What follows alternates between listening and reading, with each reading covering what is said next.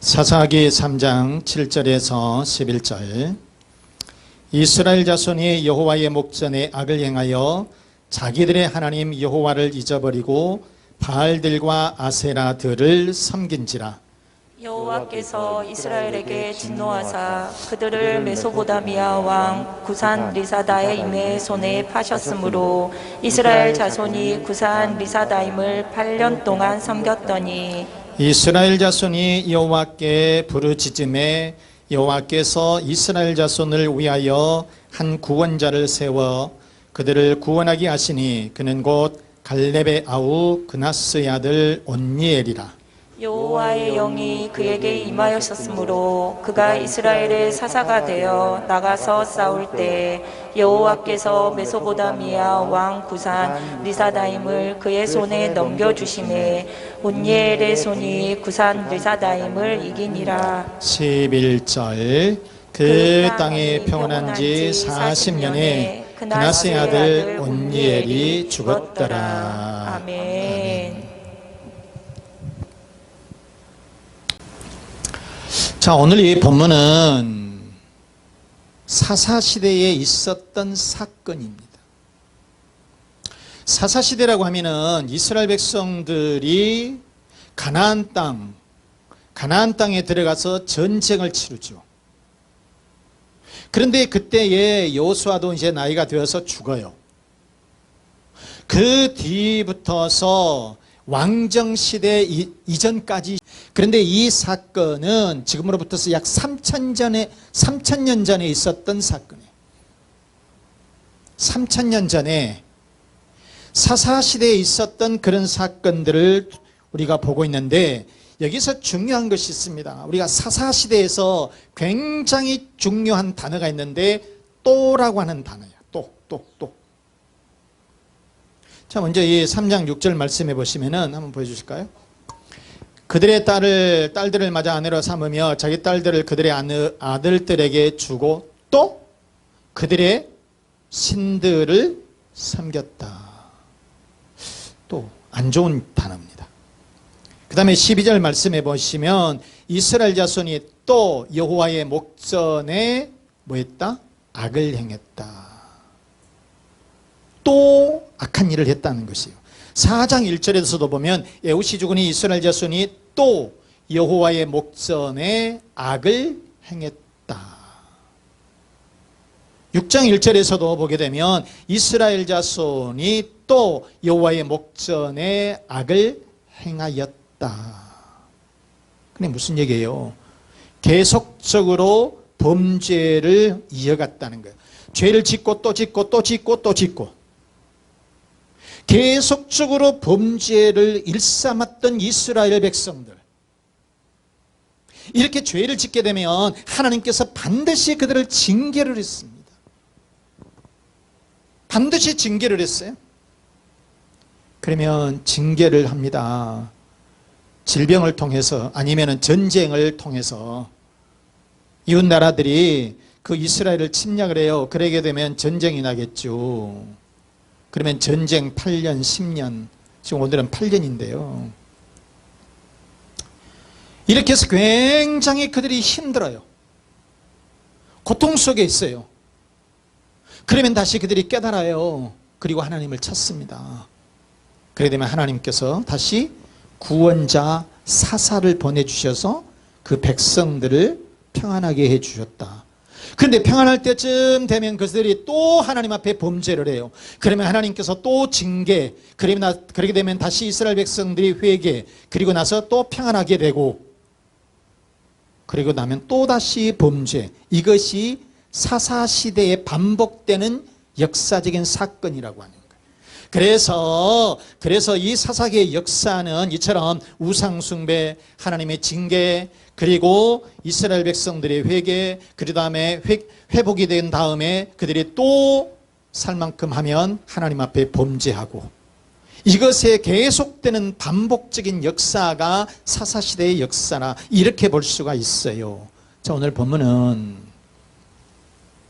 이스라엘 백성들이 구산 리사다임이라고 하는 이 메소포타미아 왕에게 8년 동안 지배를 받습니다. 굉장히 힘들었었던 거예요. 이런 상황에 하나님은 이스라엘을 어떻게 해주셨을까?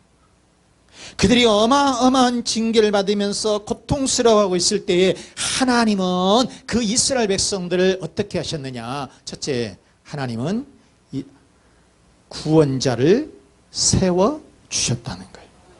구원자를 보내주셨다는 거예요. 자, 한번 읽어보시죠. 시작. 하나님은 구원자를 세워주셨다. 9절 말씀해 보시면 이스라엘 자손이 여호와께 뭐하매? 부르짖음에 여호와께서 이스라엘 자손을 위하여 한 구원자를 세워 그들을 구원하게 해주셨다. 그런데 그 사람이 누구냐? 온니엘이라고 하는 사사를 보내주시게 되었다라고 하는 것입니다. 자, 그런데 이스라엘이 하나님 앞에서 엄청나게 우상을 숭배를 해요. 죄를 지어요. 하나님이 싫어한 거예요. 하나님이 싫어하는 것을 자꾸 하게 되니까 이번에 어떤 사건이 발생을 하게 되냐? 근처에 있는 메소포타미아 이 왕을 통해서 구산을 리사다임이라고 하는 이 왕을 통해서 8년 동안을 지배를 하게 돼요. 그런데 어느 정도로 학대를 하게 되냐, 고통을 받느냐면 구산을 리사다임이라고 하는 게 뜻이 무슨 뜻이냐면은 2배로 악한 그런 뜻이에요. 2배나 악한 일반 이 왕들도 악하고 무서운데 그런데 그들보다도 훨씬 강한 왕이 이스라엘을 지배했다. 이스라엘에게 핍박을 가했다라고 하는 것입니다. 자, 이렇게 엄청난 고통을 당하고 있을 때에 하나님은 야, 네가 잘못했잖아. 네가 죄를 지었으니까 나 모르겠다. 그러신 것이 아니라 그들을 살려주게 되었다는 것이에요. 그들을 구원시키게 되었다는 것이에요. 8년 동안 엄청난 핍박과 환난과 고통을 당하고 있을 때 이것을 모른 채 하고 하나님께서 그들을 버린 것이 아니라 하나님께서는 한 구원자를 보내주시게 되었는데 그 사람이 누구다? 사사 온니엘이다. 사사 온니엘이다. 여러분, 하나님은 사사 온니엘을 세워서 이스라엘을 구원시켜 주신 줄로 믿습니다. 하나님은 이처럼 자기 백성들이 어려울 때에, 어려움에 처해 있을 때에 그들을 외면하지 않으시고 찾아오셔서 그 백성들을 건져주시고 구원해 주신다. 내버려 두시질 않는다는 거예요. 우리들이 비록 힘들고 여러분 우리들이 비록 범죄했다 할지라도 내가 고통을 당하고 있게 되면 하나님은 여러분 우리들을 외면하지 않으시고 우리들에게 찾아오셔서 우리들의 손을 잡아주신다는 말씀, 그리고 한 구원자를 세우셔서 우리들을 통치해 주신다라고 하는 그런 말씀인 겁니다. 여러분, 우리들이 때로 살다가 보면 어려운 일들이 있죠. 그러나 언젠가 하나님께서 우리들을 찾아오시고 내 손을 잡아주실 줄로 믿습니다. 자, 그러면 이 하나님은 이 사사 온니엘을 세워서 이스라엘을 구원하셨다고 했는데 그러면 그 도대체 그 온니엘이라고 하는 사람이 누구냐? 두 번째 보니까 온니엘은 믿음의 사람이었다. 어떤 사람이었다? 믿음의 사람이었다. 믿음의 사람이었다는 거예요. 9절 말씀해 보시면 끝절에 보니까 곧 갈렙의 아우 그나스의 아들 온니엘이라. 그리고 10절 말씀해 보시니까 여호와의 영이 그에게 임하셨다. 성령에 크게 임한 사람이었다. 그래서 이 사사 온니엘은 믿음의 사람이었다. 믿음의 사람이었다. 그런 말씀인 거예요. 그런데 온니엘은요 누구의 조카냐면 갈렙의 조카예요. 아니, 본인이 믿음이 좋으면 믿음이 좋은 사람이다 라고 쓰면 될 텐데 성경은 갈렙의 조카라고 얘기를 했어요. 먼저 온니엘이라고 하는 뜻은 뭐냐면 하나님의 사자, 하나님의 천사, 뭐 그런 뜻이에요. 자, 그런데 갈렙이 나옵니다. 갈렙. 여러분, 갈렙이 누군 줄 아시죠? 갈렙의 조카라는 것이에요. 자, 먼저 보게 되면 이 온니엘을 잠깐 보시게 되면 믿음의 사람이었고 성령에 충만했고 갈렙 가문에 속한 사람이었다. 그러면 이 갈렙이 누구냐 그거예요. 자, 이스라엘 백성들이 해방을 맞아서 이집트에서 이제 나옵니다. 그런데 광야를 거쳐요. 그러니까 이스라엘 백성들이 출애굽을 해가지고 이 광야 여정을 거치는데 그때에 각 지파에서 한 명씩을 뽑아요. 12명이 뽑혔겠죠. 그래서 가나안 땅을 정탐을 해보고 와라. 이렇게 얘기를 해요. 그래서 여호수아도 뽑히고 갈렙도 뽑힌 거예요. 그래서 12명이 가가지고 이 가나안 땅을 갖다가 정탐을 합니다. 여기에는 지역이 어떻고 사람들의 성향은 어떻고 그 다음에 이 농사는 어떻게 되고 목축업은 어떻게 되고 그 다음에 지형을 전체적으로 보면서 전부 다 조사를 해가지고 오는 거예요. 그런데 10명의 사람들은 아이고 거기 가면 죽겠습니다. 그 사람들은 너무너무 강하니까 우리가 해보지를 못합니다. 우리는 들어갔다 가면 죽습니다. 이렇게 얘기를 하고요. 여호수아와 갈렙은 아닙니다. 하나님이 주신 땅이니까 우리가 가서 다 이겨볼 수 있습니까? 해볼 수 있습니다. 이렇게 긍정적인 보고를 했다는 거예요. 자, 우리가 민수기 14장은 여러분 굉장히 중요한 포인트가 됩니다. 전환점이 됩니다. 터닝 포인트가 되는 것이에요. 그래서 민수기 14장의 말씀을 우리가 꼭 기억을 해야 되는 것은 무슨 일을 할 적에 내가 잘 될 것이냐 못 될 것이냐는 터닝 포인트가 민수기 14장에 나와 있어요. 그러니까 이스라엘 백성 이 정탐꾼들이 가가지고 이 가나안 땅을 정탐을 했을 때에 부정적인 보고가 10대 2로 많았습니다. 그러니까 이스라엘 이 전체 백성들이 아우성을 치는 거예요. 하나님께서 굉장히 진노를 합니다. 그래서 너희들은 40일을 1년, 하루를 1년으로 계산해서 광야에서 40년 동안 너희들 살아라. 그리고 그 백성들은 광야에서 다 묻히게 됩니다. 그리고 출애굽의 2세대들이 가나안 땅에 들어가게 되고, 그리고 여호수아와 긍정적인 보고를 했던 여호수아와 갈렙은 요단강을 건너서 가나안 땅에 들어가서 지도자가 되는 거예요. 이렇게 긍정적인 보고를 했었던 사람이 갈렙이라고 하는 사람이, 그 가문의 조카라고 하는 것입니다. 여러분, 또 갈렙이 이제 나이가 많이 먹었습니다.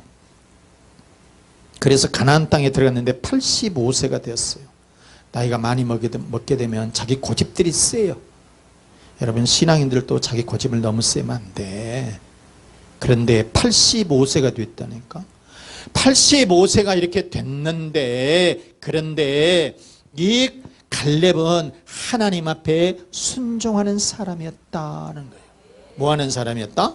순종하는 사람이었다. 그런 말씀이에요. 신명기 1장 36절 말씀 우리 한번 볼까요? 오직 여분네 아들 갈렙은 온전히 여호와께 순종하였은즉 그랬어요. 다시 한번 봐요. 오직 여분네 아들 갈렙은 온전히 여호와께 뭐 했다고요? 순종하였은즉. 그래서 이 갈렙의 자손들에게 하나님은 가나안 땅을 주겠다라고 하는 그런 약속을 해 주신 거예요, 여러분. 여러분, 갈렙의 집안은 무슨 가문? 믿음의 가문. 그리고 가나안 정복의 1등 공신이에요. 그런데 이 갈렙은 어렸을 때나 젊었을 때나 나이가 들었을 때나 하나님 앞에 항상 순종하는 사람이었다. 변함없는 믿음을 가지고 있었다. 그래서 이 변함없는 믿음, 하나님의 말씀을 철저하게 순종했었던 순종의 사람이었다라고 하는 것이에요. 이런 가문의 조카라고 하는 거예요. 그래서 이 갈렙의 조카 온니엘을 하나님께서 세우시게 되었다라고 하는 것입니다. 자, 여러분, 집안이 믿음의 집안이 돼야 돼. 주위에도, 여러분, 주위에도 믿음이 있는 사람들에서 살게 되면 그 아이들은 믿음으로 커요, 여러분. 죄송한 얘기지만 집에서 기도하는 사람, 하나님의 말씀을 늘 읽는 사람, 우리 기도하자. 아이들 불러놓고 초등학생이나 중학생이나 고등학생들, 대학생들 불러다 놓고 우리 기도하자. 여행 가기 전에 기도한다. 주일은 꼭 지킨다. 이렇게 잘하는 아이들하고 술 먹고 담배 피우고 술병이 이리 굴러다니고 저리 굴러다니고 악쓰고 소리치고 싸움하고 그런 집안에서 자란 아이라고 어떻게 차이가 있겠습니까? 여러분? 주위의 친구들이 신앙생활을 잘하는 아이들, 그래도 어떻게 하든지 공부 잘하고 좋은 대학에 다니는 친구들하고 아니면은 깡패 같은 놈들하고 같이 어울려 다니는 애들하고 어떤 애들이 잘 되겠습니까? 집안도 여러분 봐야 되는 거고요. 주위의 환경도 여러분 늘 봐야 되는 거예요. 이래서 아이들을 키워가야 된다는 거예요, 여러분. 여러분, 그래서 맹모상천지교라고 하는 말이 있죠. 그런 고사성어가 있죠. 맹자의 어머니가 아이를 키우기 위해서, 훌륭한 아이를 키우기 위해서 3번이나 이사를 했다는 거예요.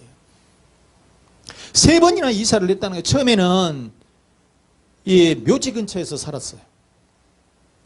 묘지 근처에서 사니까 아이가 맨날 장례시에 그냥 그 흉내만 놀고 그 놀이를 하는 거예요. 진짜 그래요, 애들이. 보는 대로 애들이 하니까. 맨날 장례식 뭐 하는 거, 그냥 상에 메고 가는 거, 그러면 노래, 그 상에 메고 그 노래 부르고 그런 거 그냥. 그래서 안 되겠다 싶어가지고 시장 근처로 이사를 갔어요. 시장 근처로 가니까 또 장사꾼 흉내를 내는 거예요. 이거 사세요, 저거 사세요. 여러분, 뭐 장사하는 것이 나쁜 것은 아니에요. 옛날에 그렇다 그 말이에요. 이거 사세요, 저거 사세요. 이거 얼마예요? 이거 깎아줄게요. 뭐 이러면서 지 혼자 노는 거예요.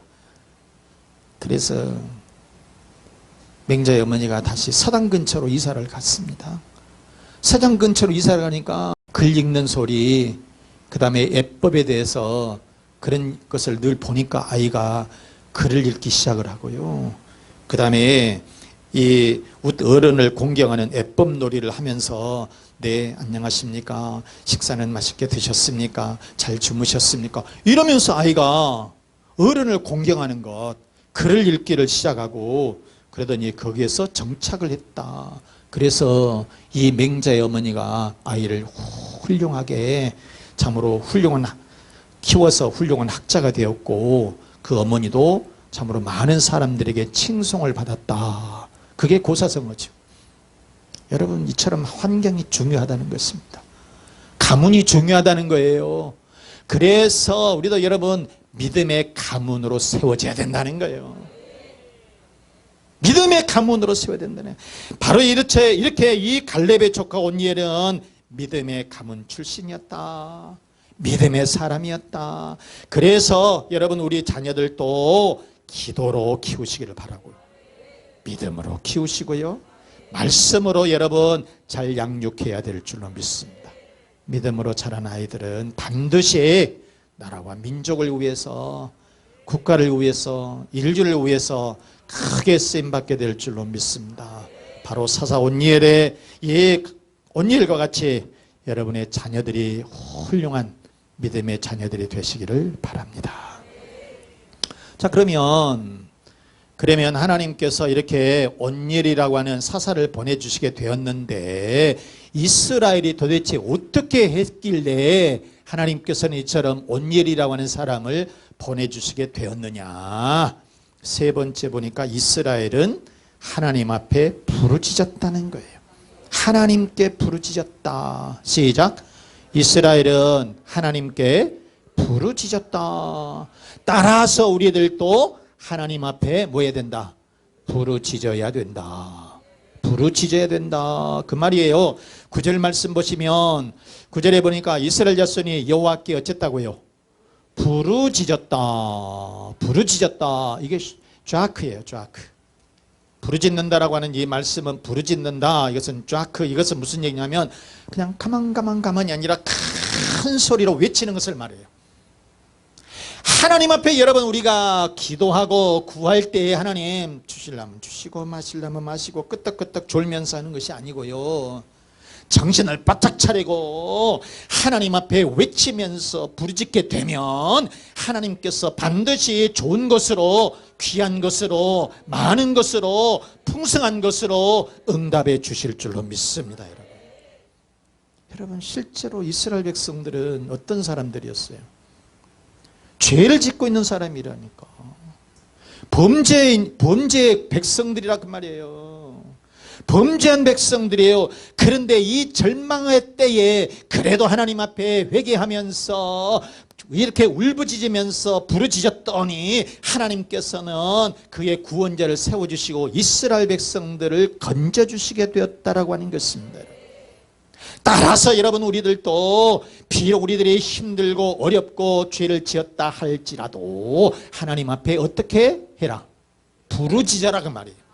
부르짖어라. 기도하면서 졸고 그러지 말고 하나님 앞에 외치면서 부르짖게 되면 반드시 하나님께서 여러분들에게 응답해 주실 줄로 믿습니다. 그래서 성경에 뭐라 그랬어요 여러분? 에레미야 33장 3절 말씀 시작. 너는 내게 부르짖어라. 내가 네게 응답하겠고 네가 알지 못하는 크고 은밀한 일을 네게 보이리라. 뭐라 그랬어요? 아멘. 너는 내게 부르짖어라. 부르짖어라. 그러면 내가 너에게 응답해 주시겠다. 응답해 주시겠다 그 말이에요 여러분. 우리들이 기도하지 않고 부르짖지 않으니까 문제가 해결되지 못하고 맨날 그 모양 그 꼴로 사는 거야. 하나님 앞에 우리가 부르짖게 되면 반드시 하나님께서 여러분의 문제를 해결해 주시고 여러분의 사업을 일으켜 세워주시고 직장에서 반드시 해결되는 역사, 자녀의 문제가 해결되는 그런 역사가 있을 줄로 믿습니다. 여러분 말씀 마치겠습니다. 사랑하는 교우 여러분, 하나님은 우리들이 환난과 고통을 당할 때에 외면하시지 않아요. 모른 척 하시지 않는단 말이에요. 비록 내가 범죄한다 할지라도, 죄를 짓는다 할지라도 내가 하나님 앞에 부르짖으면 하나님은 내 새끼 너 몰라 이거 그러시지 않는다는 거예요. 여러분 우리들이 힘들어할 때에 하나님은 우리를 버리시지 않는다는 거예요. 반드시 하나님께서 우리들을 찾아오신다는 거예요.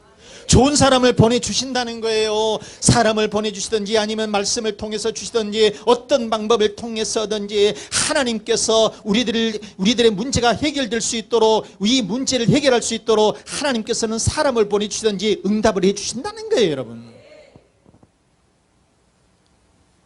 그러므로 여러분 우리들도 하나님 앞에 부르짖기 바랍니다. 기도하시기 바랍니다. 그래서 여러분의 가정과 또 이 자녀들과 사업장에 하나님의 큰 축복이 있으시기를 주 예수 그리스도의 이름으로 축원합니다. 축원합니다. 저의 말씀 생각하시면서 하나님은 우리가 어려울 때 외면하지 않으시고 구원자를 보내주십니다. 그러므로 우리는 부르짖어서 기도해야 됩니다. 또 여러분의 가정의 평안을 위해서, 또 자녀를 위해서, 앞길을 위해서, 건강의 복을 위해서, 사업과 직장의 번성을 위해서 우리 다 같이 하나님 앞에 기도하겠습니다.